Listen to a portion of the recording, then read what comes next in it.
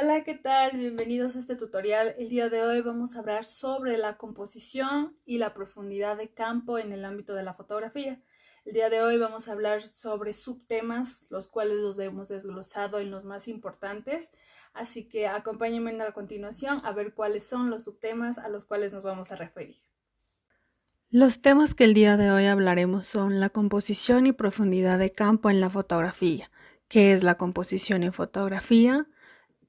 Los elementos de la composición, qué es la profundidad de campo, cómo funciona la profundidad de campo, cómo utilizo la profundidad de campo en la composición, una pequeña actividad y conclusiones y recomendaciones.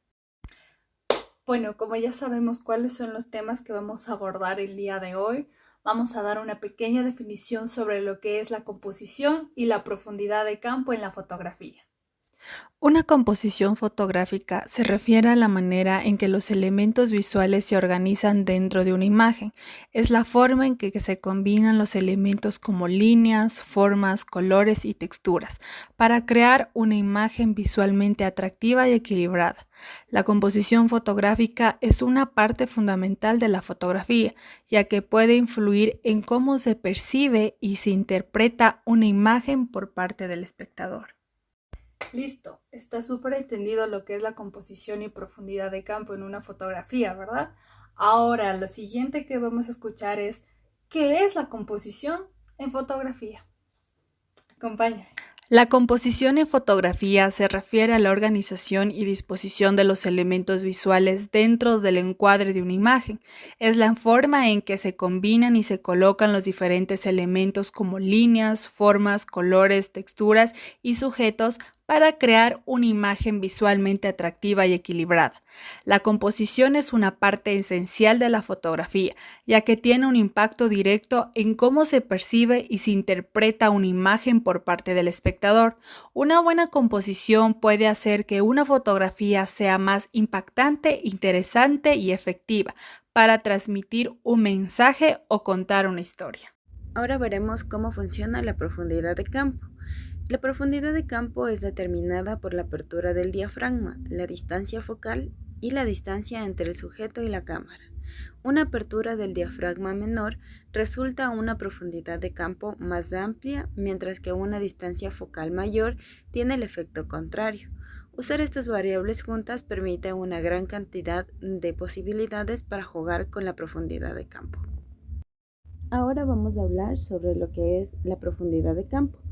Es un concepto fundamental en la fotografía, ya que se refiere al rango de distancia que aparece enfocado en una imagen. En otras palabras, es la zona que se ve nítida y clara desde el primer plano hasta el fondo de una fotografía.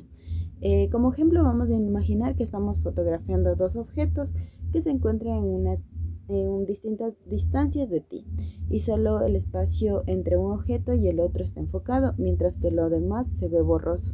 Esa distancia entre los dos sujetos sería la definición práctica de profundidad de campo.